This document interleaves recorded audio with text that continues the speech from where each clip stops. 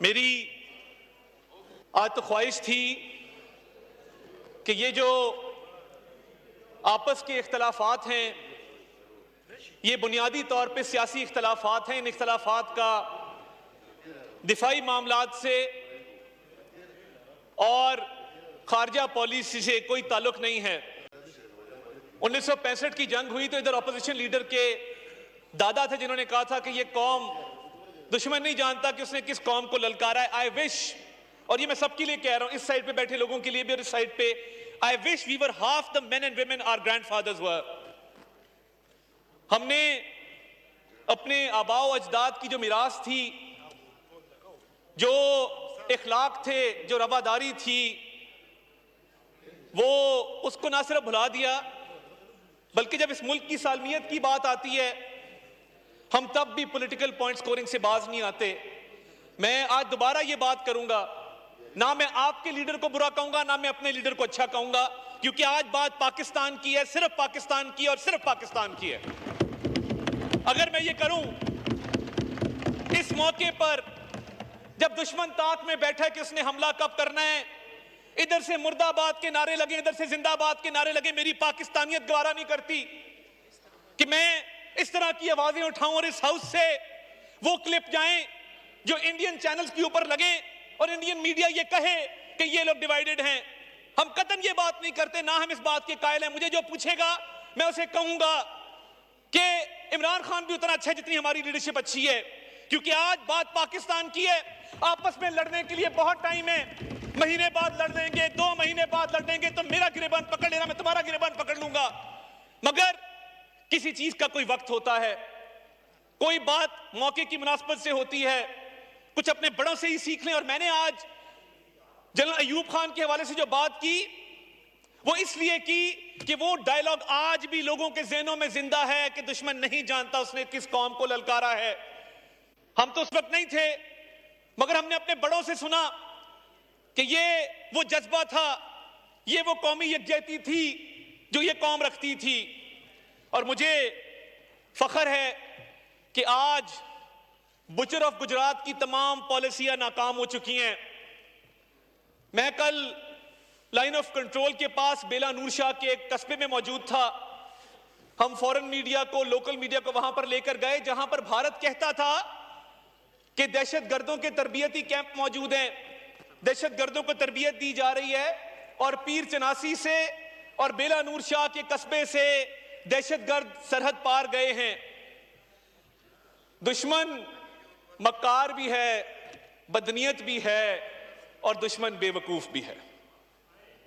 और दुश्मन की बेवकूफी की दलील यह है कि एक ऐसी जगह पहलगाम, जो सरहद से, अगर हाउस एंड ऑर्डर कर लें जनाब स्पीकर, ये कौमी अहमियत का इशू है, ये चलते रहेंगे, हमारी चिट्टें बाद में भी ले आते हैं आपके लिए। तो ये जो पहलगाम का इलाका है जो सरहद से 150-200 किलोमीटर की दूरी पर है, दुश्वार गिदार इलाका है, पहाड़ हैं और जंगल हैं, ये कैसे हो सकता है कि पीर चनासी से या बेला नूर शाह से, पाकिस्तान से ये लोग जाके वहां पे इन्होंने हमला किया हो? आपकी 9 लाख फौज जो भारत पर काबिज है इलीगली ऑक्यूपाइड इंडियन कश्मीर में, वो वहां पे झक मार रही है। आज जब कश्मीरियों को उठा के दरिया बुर्द कर दिया जाता है और एक नौजवान की लाश निकालते हैं और कहते हैं कि इसने छलांग मारी, ये हमारे से बचने के लिए भाग रहा था, टॉर्चर किया जा रहा है, कश्मीरियों को शहीद किया जा रहा है, जेलों से निकाल निकाल के लोगों को कत्ल किया जा रहा है। वो 9 लाख फौज जो गासिब फौज है, जो काबिज फौज है, जिसने पिछली 7 दिहाइयों से मजलूम कश्मीरियों के ऊपर जुल्म ढाने के अलावा कोई और काम नहीं किया, वो आप कर लें, कोई बात नहीं। आज आप भी जिंदाबाद है, मैं भी जिंदाबाद हूं, हम सब पाकिस्तानी हैं। आप जो मर्जी कह लें, आज आप मुझे गाली भी देंगे, मैं जवाब भी दूंगा। तो बात ये है कि ये जाती अनाओं से उठना पड़ेगा, इससे निकलना पड़ेगा। ये जो 9 लाख काबिज फौज है, ये आज भी वो क्या जज्बा है कि जब कोई कश्मीरी शहीद होता है पता है कि पाकिस्तान का परचम वहां पे ममानियत है, मगर आज भी माएं बहनें अपने बेटों को, अपने भाइयों को पाकिस्तान के परचम में दफन करती हैं। ये क्या जज्बा है और ये जज्बा कैसे आता है, ये कहां से आता है? ये उस एक नारे से आता है कि पाकिस्तान का मतलब क्या, ला इलाहा इल्लल्लाह। ये वो नारा है जो आज भी कश्मीर की वादी में, जो खून से आलूद है, जो लाशों से भरी पड़ी है, आज भी वहां पर यह नारा लगता है कि पाकिस्तान से रिश्ता क्या, ला इलाहा इल्लल्लाह। और हम इधर कहते हैं तुम्हारा लीडर बुरा, मेरा लीडर अच्छा, इसको रिहा कर दो, उसको फलां कर दो। ये एक मौका है कि जिस पर एक आवाज जाए। और ये पहलगाम का वाकया, जब मैं कहता हूं कि दुश्मन मक्कार भी है, दुश्मन बदनीयत भी है और दुश्मन बेवकूफ भी है। आप जिंदाबाद हो मेरे भाइयों, बहुत शुक्रिया। और दुश्मन बेवकूफ मैं इसलिए कहता हूं कि थोड़ी प्लानिंग ही बेहतर कर लेते कि 150 किलोमीटर दूर पहलगाम का ये इलाका है और आप देखें कि पहलगाम के पुलिस स्टेशन में जो एफआईआर दी गई, वो एफआईआर पढ़ने से ताल्लुक रखती है।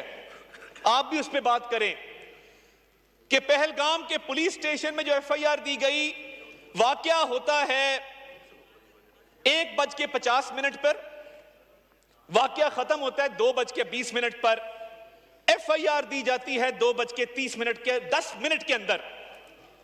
ये कैसा मजाक है?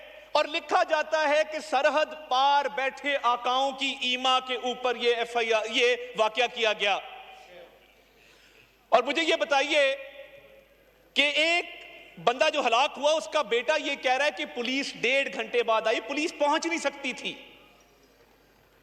पुलिस 1.5 घंटे बाद पहुंचती है और एफआईआर 10 मिनट में रजिस्टर हो गई। और साथ ही उनका फौजी कैंप है, उनकी बेस है नीचे, उनका यूनिट बैठा है, क्योंकि वो यूनिट तमाम तर तवज्जो मरकूज किए बैठा था कि कश्मीरियों को किस तरह और मजालिम का निशाना बनाया जाए। वो पहलगाम को सिक्योरिटी नहीं दे सका।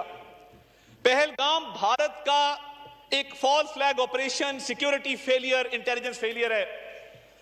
वो राहत इंदौरी एक भारत में शायर गुजरे हैं, वो कहते थे कि सरहद पर तनाव है क्या, पता करो चुनाव है क्या।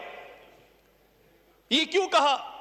ये जो बिहार के इलेक्शन की बात हो रही है और बिहार के अंदर बीजेपी के जो अजाइम हैं, ये फॉल्स फ्लैग ऑपरेशन उस लिए भी है, पाकिस्तान की इकोनॉमिक प्रोग्रेस को रोकने के लिए भी है।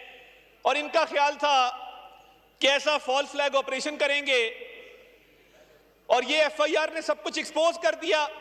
और आपने वो वीडियो देखी होगी, जो शख्स जिप लाइन के ऊपर जा रहा है, कहा गया कि इनडिस्क्रिमिनेट फायर है, बिला इश्ताल फायरिंग की गई है और चुन चुन के हिंदुओं को अलहदा करके मारा गया है। बिल्कुल झूठ है। एक मुसलमान भी इस वाकये में जहां बहक हुआ। और अगर इनडिस्क्रिमिनेट फायर होता तो बंदा जिप लाइन पे जो एंजॉय करता जा रहा है, नीचे नजर आ रहा है लोग किस तरह आराम से फिर रहे हैं, कुछ लोग भाग रहे हैं मगर बाकी लोग आराम से इत्मीनान से फिर रहे हैं। तो क्या ये दलील काफी नहीं है? और मैं ये समझता हूं